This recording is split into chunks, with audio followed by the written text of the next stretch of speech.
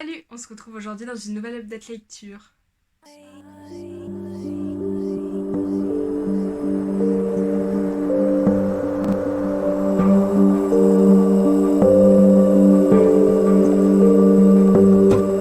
J'ai beaucoup lu ce mois d'octobre, beaucoup de livres que j'ai vraiment beaucoup aimés et je suis super contente de vous les présenter aujourd'hui. Le premier livre que j'ai lu ce mois-ci, c'est La mémoire des couleurs de Stéphane Michaka. Donc Stéphane Michaka, c'est aussi l'auteur de Cité 19. Ce livre, ça raconte l'histoire de Mauve, un gamin de 15 ans qui se retrouve dans une brocante, qui n'a plus aucun souvenir, qui lit dans les pensées des gens et qui a plus de 9000 langues dans son cerveau. Et en fait, c'est une histoire d'aventure, c'est sa quête identitaire, c'est mais pourquoi il est là, pourquoi il a ses pouvoirs, qu'est-ce qu'il doit en faire.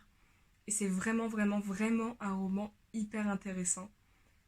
J'ai eu du mal à rentrer dedans. S'il doit y avoir un défaut, c'est que j'ai vraiment eu du mal à me plonger dedans. Mais quand l'histoire se déroule, c'est vraiment génial. C'est très dystopie, très SF, mais vraiment, vraiment, vraiment cool. Et je vous le recommande, j'ai beaucoup aimé. J'ai enchaîné sur une autre dystopie, vu que c'est Dry de Neil Shusterman. Shusterman de Neil. C'est l'exact opposé des pluies que j'avais lu le mois dernier. Cette fois-ci, on suit des gamins en Californie où il n'y a plus d'eau qui coule du robinet. Et on voit vraiment la dégénérescence de l'être humain, en fait. Comment il arrive à être mauvais quand il a soif, quand il est dans ses derniers retranchements. Et c'était vraiment, vraiment, vraiment hyper intéressant. Et il se trouve que c'est presque en train d'arriver. Hein, la Californie il commence à être en rade d'eau, ou en tout cas on utilise beaucoup trop.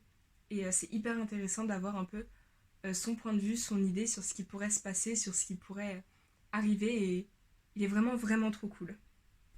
J'ai encore lu une dystopie puisque j'ai commencé Nous sommes l'étincelle de Vincent Villeminot.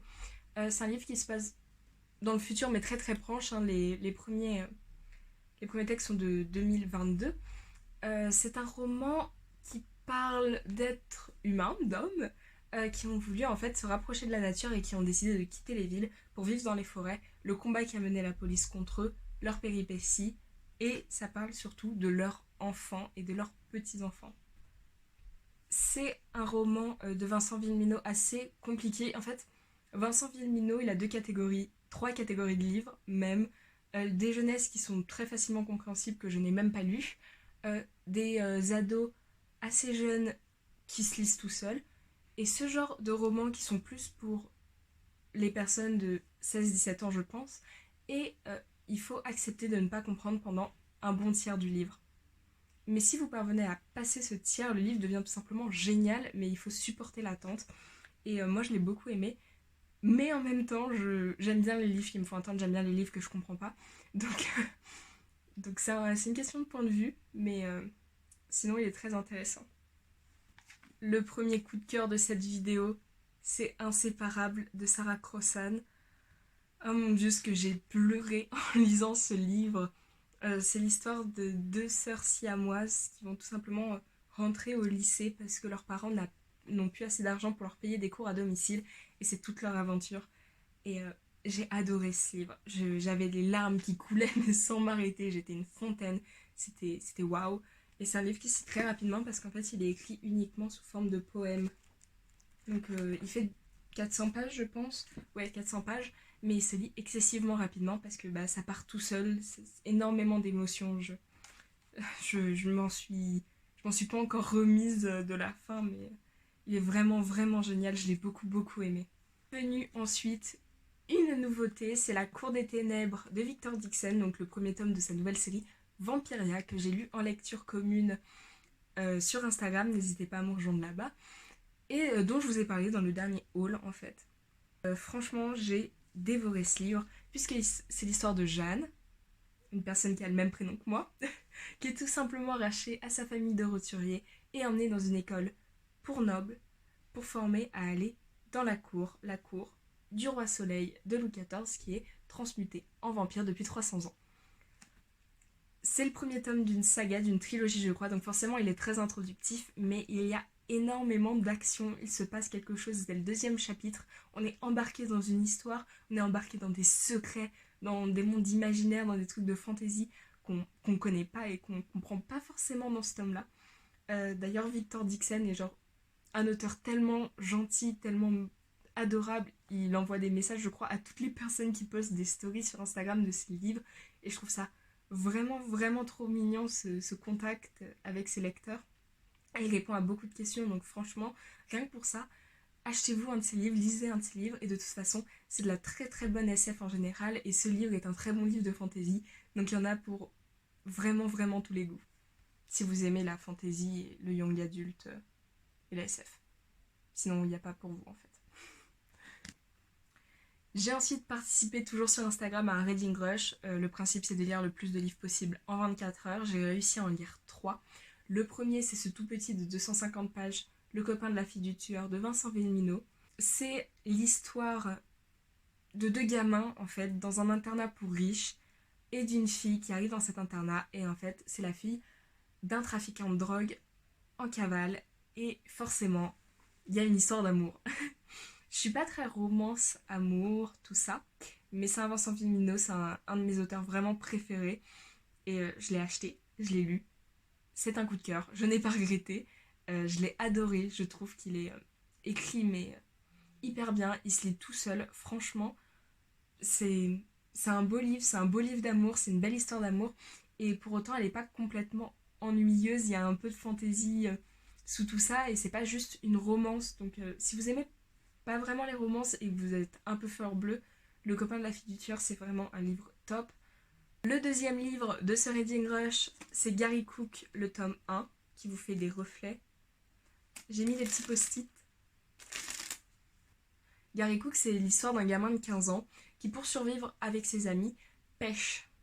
Et ils vendent les poissons de leur pêche. Ils habitent sous le pont des oubliés, entièrement recouverts de la brume. Sauf qu'un jour, avec leur petit voilier, ils décident de participer à une course, la course des fantômes, qui permettrait de gagner une place à bord d'une navette spatiale. Est-ce qu'ils vont y arriver? Est-ce qu'ils seront assez forts? C'est un livre que j'avais dédicacé à Saint-Maur de 2018. J'ai pris mon temps, mais j'ai acheté le tome 2 parce que franchement, il m'a trop plu. Il m'a trop plu. En fait, je l'ai lu et il me faisait penser à Harry Potter, mais pas du tout dans l'histoire, hein, ça n'a rien à voir. Mais ça m'a fait penser à Harry Potter dans ce plaisir que j'avais à lire, dans cette envie, dans cette empathie que j'avais avec les personnages. Pour moi, j'ai lu le même genre de livre. Pour moi, il y a Gary Cook à côté d'Harry Potter et qui tient le coup et qui franchement est cool et bien. Et le dernier livre lu pendant ces 24 heures, c'est aussi un livre que j'ai énormément aimé. Et c'est une nouveauté vu que c'est Winterwood de C. Earnshaw. Les post-it sont aussi là. Pour ceux qui ne savent pas, C. Earnshaw a écrit 2 livres, The Wicked Deep et Winterwood. The Wicked Deep, je vous en parle dans la dernière update lecture. Et c'est tout simplement des histoires de sorcières. Là, on suit une sorcière qui est toute seule et qui règne un peu sur une forêt. Et un jour, quand elle se balade dans cette forêt, elle trouve un garçon qui a disparu depuis 2 semaines dans la neige. Elle décide de le ramener chez elle pour potentiellement qu'il survive. Et il se passe une petite série de trucs bizarres. Donc, c'est un peu l'histoire d'une enquête sur un mort, sur une disparition, et c'est surtout une histoire d'amour. En fait, C. Earnshaw, c'est vraiment une autrice qui parvient parfaitement à mélanger le côté fantasy sorcière avec les romances. Et c'est pas juste des romances, et c'est ce qui fait que j'aime vraiment beaucoup ces livres, c'est que c'est le parfait mélange, le parfait truc qui fait que ça va plaire à des gens qui aiment que la romance, à des gens qui aiment que la fantasy. Et c'est le mix parfait, et je suis impressionnée à chaque fois. De plus, l'édition est magnifique. Il y a des pages noires dans le livre, donc complètement noir. Et il est vraiment, vraiment trop beau. Il est vraiment trop bien écrit. Et je vous le conseille autant que Wicked Deep. C'est vraiment des livres géniaux. C'est vraiment une autrice géniale. Il y a malheureusement dans cette dette lecture une déception. La seule de ce mois-ci, c'est Caraval de Stéphanie Garber. C'est l'histoire de 2 sœurs qui sont mais complètement tyrannisées par leur père.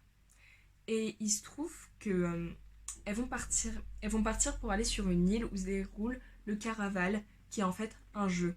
Et durant le jeu, une des deux sœurs est kidnappée, et c'est le prix, en fait, de la fin du jeu, donc sa sœur est obligée de jouer pour la retrouver. Pourquoi j'ai pas aimé ce livre? Il est bien écrit, il est cool, et en fait, pendant plus de la moitié, je me suis dit qu'il y avait un truc qui me dérangeait, et j'arrivais pas à mettre la main dessus. Je comprenais pas ce qui me dérangeait dans ce bouquin, je comprenais pas ce que j'aimais pas, et ça m'énervait beaucoup. Et en fait, il m'a fait penser à un ancien coup de cœur. En fait, il m'a fait penser à Un jeu interdit de L.J. Smith, mais en version un peu moderne. Et Un jeu interdit d'L.J. Smith, ça avait été un énorme coup de cœur. Et du coup, bah, en fait, il m'a forcément déçu parce que je l'ai trouvé moins bien.